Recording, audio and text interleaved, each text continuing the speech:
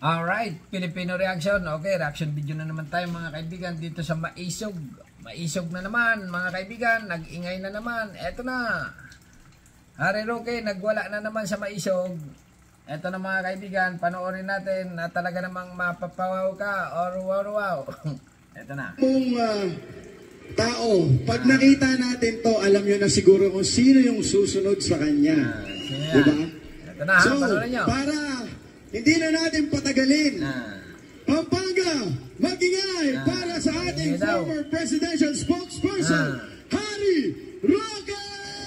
Yan, dumali na naman. Halaga naman. Mga panggulo ng Pilipinas.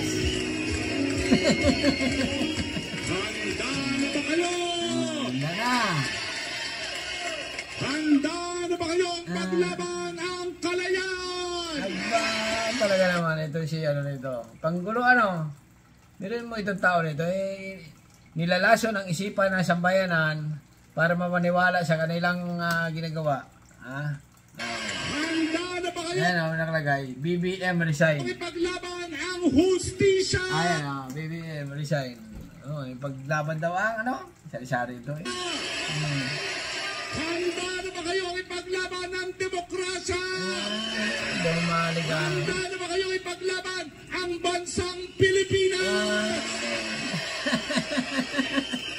Talaga naman ito si Harry Roque. Tagal na nakaupo sa gobyerno.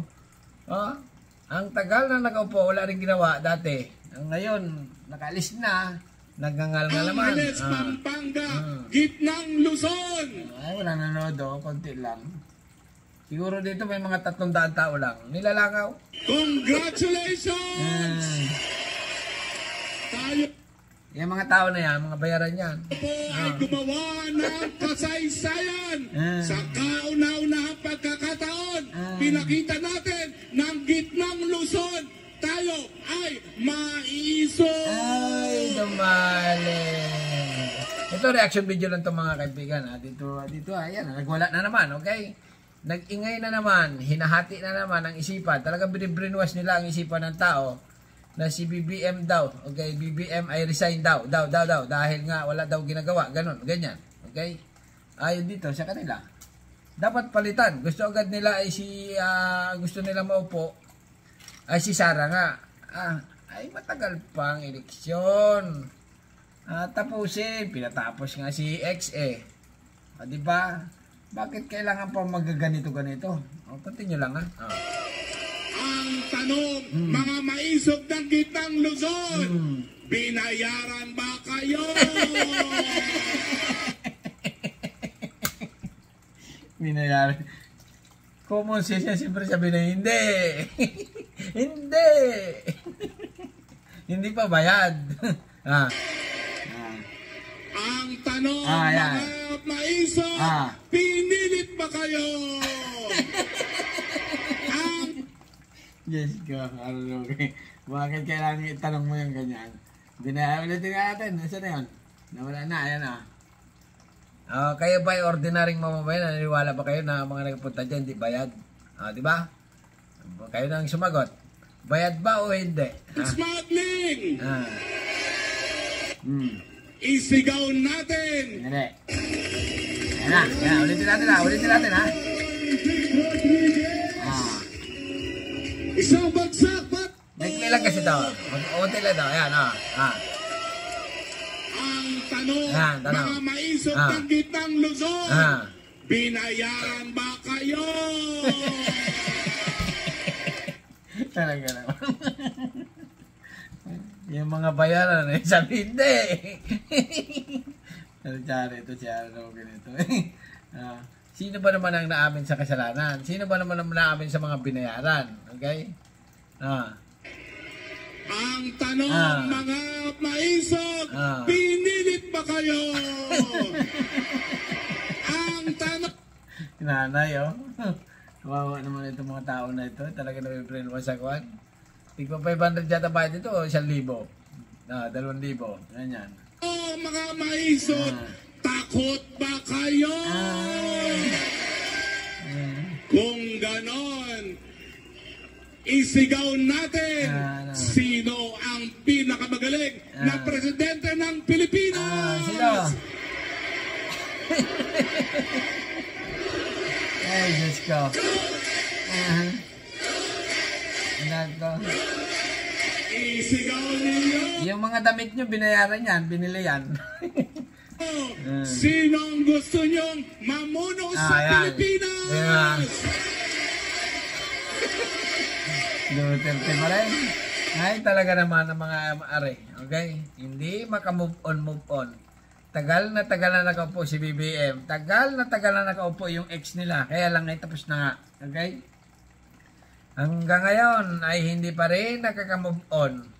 Mabuti pa dito si si Bia Bia Alonso naka-move on na. Doon sa kanyang juwawa. Nako. Itong mga ito hindi talaga nakaka-move on.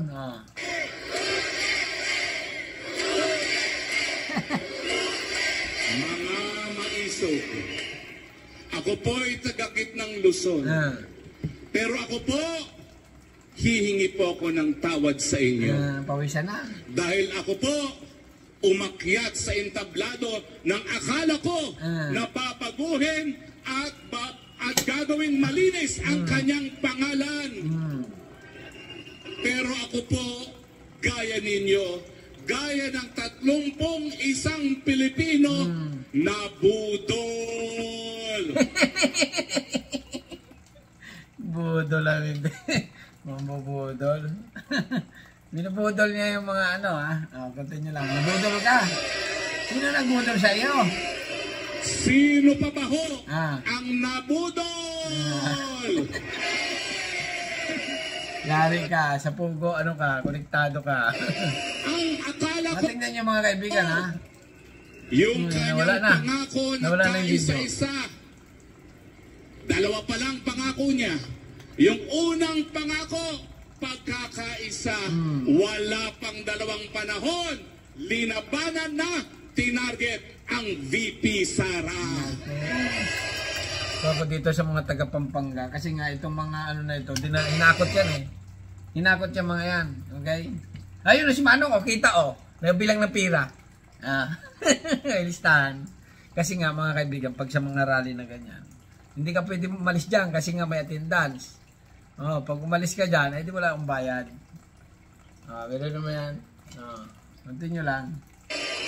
Kung ako sa mga ito, ay umuwi na lang ng bahay at maglaba, magsaing. Mabuhay ng normal, manood ng TV. Manood ng Batang Quiapo, o kaya manood ng cellphone ng TikTok. Isa naman dito magaganyan ka. Naku, Diyos mio, Marimar. Kalabanin mo ang gobyerno, ay ginagamit ka lang nito mga ito. Kung ginawa yun, kung si VP Sara tumakbo ng presidente, hindi ka presidente ngayon. Bakit hindi tumakbo? Bakit hindi pala tumakbo? Ay, gusto nyo pala yan maging presidente. Dapat tumakbo. Nasaan ang Madam, magkano? 500 pa mo. Din yan. iyong utang na loob? Utang na loob. Isilbi sa gobyerno, utang na loob. Hindi lang pagkakaisa ang binaling pangarap. Ang tanong ng marami, nasaan ang 20 pesos kilo ng bigas? Di ba si X sabi niya rin, 6 months, matatanggal yung mga kriminal sa, Shabu, malilinis niya ang Pilipinas. Hindi rin naman pala. Pare-pareho lang. Lalo rin at nagmahal ang mga bilihin. Naku, Diyos mio. Hindi rin naubos sa mga adik. Sa Davao, sobrang dami pa rin Talaga naman. Hakbang para sa bayan, laban bayan. Ano bang dapat ay napalabas ng mga ito? Dami-daming problema. Dami-daming problema ng Pilipinas. Pinapasok ni itong mga Chinese. Gusto kasi nito China gusto nila ang Pilipinas talagang kumuha sa China. Ang China nga ay may interest sa Pilipinas. Gusto nila maging pangulo agad si Sara. Ay hindi nga pwede. Kailangan nga tapusin nga muna yung term. Ano pang gusto nila? talaga mga ito. Sige. Si nanay nakamas. Ang sabi mo, pangangalagaan mo ang mga magsasaka. Pues, bakit mo hinayaang mamatay sila? Dahil import and smuggling. Dumali ka. Wala rin naman nagawa si X sa mga ganyan. Sa mga ganyan. Hindi rin naman na paano. Talaga naman. Talagang hinihikayat lang nito mga kaibigan. Isa lang ang purpose talaga nito. Hinihikayat ang sambayanan na ito nga mag-rally at ihati-hati ng isipan ng tao na kalabanin ang BBM administrasyon. Ganun lang ang isipin ko. Ang sabi mo, sisiguraduhin mo na magkaroon ng katuparan ng pangarap ng mga Pilipino na mas mataas na antas ng kabuhayan. Bakit ngayon ang pagkagutom pinakamatindi sa gobyerno ng diktador Marcos Jr.? Dumali ka, tagal-tagal yun nakaupo sa mga kwa. Dahil rin naman nagugutom, dahil mahirap, hindi mo rin nagawa ng... Nako, ay tapos na ang term. Okay, gusto kasi nito mga ito makabalik ulit sa posisyon. Ay, tapos na nga kayo, wala rin nagawa. Ano pa ang gusto? Diyos ko. Manong oh. Kaya nakataas kinaambayad. Tatsa na ang bayad. Di ba? Alam natin, babaguhin niya ang imahe ng kanyang pamilya dahil ang kanyang ama kinasuklaman, pinalayas sa Pilipinas dahil siya'y diktador. Nag-ano lang yon, nabudol lang dati ang mga Pilipino ni Cory Aquino. Nabudol. Ngayon galit ang tao kay Aquino. Nabudol eh. Ang labag ng karapatang pantao. Pero anong ginawa niya? Wala pang isang taon, pinakulong ang mga nagtatanong kung paano ginastos ang kaban ng bayan. Ay, nako naman. Nung araw, nanggaling sa gira ang Pilipinas. Okay? Hindi ata dito alam eh. Ang Pilipinas nung araw ay walang pondo. Zero, buta. Kasi nga nanggaling tayo sa World War II. Okay? Nung po si Marcos, ayan na, nagkaroon ng pondo, dumami ng pira. Okay? Nagkaroon ng kayamanan kasi nga marami nakuhang ginto. Pinagbabaon ng mga Hapon. Okay? Pero, ang pondo talaga ng Pilipinas, mga kaibigan, nung araw, ay wala talaga na. Kasi nga, naggira-gira. Okay? Ngayon naman ito, sumingit naman ito si Aquino. Gusto siguro makuha rin ng gold. Nauna na nga yung isa, nakakuha na ng gold. Ay gusto agawin din yung gold. Di ba? Wala rin naman nagawa. Mabuti pa nga itong talagang mga ito. Mabuti pa nga yung mga Marcos talaga. Biruin nyo, ang isang bansa mga kaibigan na nanggaling sa gira ay napakahirap buhay niyan. Payamanin. Di ba? Kaya lang, kung sa ano ito, administrasyon ito, parang Aquino ito ngayon eh. Ito mga ito. Kaya lang, iba na ngayon. X naman. Si Manong, hindi, gutom na oh. Hindi na pambayad. Kami bayad. Hindi pa kami bayad. Anong ginawa? Hindi pa kami bayad. Tinanggalan ng prangkisa ang SMNI. Kasi nga, kaya tinanggalan ng prangkisa, makakaliwa. Makakaliwa. Pwede ba naman yun? Ay balita nga eh. Pag nagbalita ka sa bayan, ay kayo ay ano ba to? Legit na newscaster. Dapat nasa gitna ka lang. Okay? Kaya lang, ang lagay kasi ng SMN ay puro makakaliwa, kaliwa. Walang kanan. Dapat gitna lang. Kaya nga ang ABS-CBN pinasara kasi nga eh, alam na. Puro makaano rin yan eh. Okay, Aquino. Pinasara ni X. Ganon din naman yan. Ngayon, ang SMN mo na maka-X yan. Ganon talaga ang buhay. Continue lang. Matibay ang GMA. Kasi nga ang GMA talaga, totoo lang, pagbalita ng GMA, patas talaga. Patas. Yung kwan. Kaya hindi sila nagagalaw kasi nga tamang balita lang sila. Hindi katulad nito, may pinapanigan. Nanay, oh, gutom na, di pa, oh, nag-antay, oh, nakamas lang. Gutom na.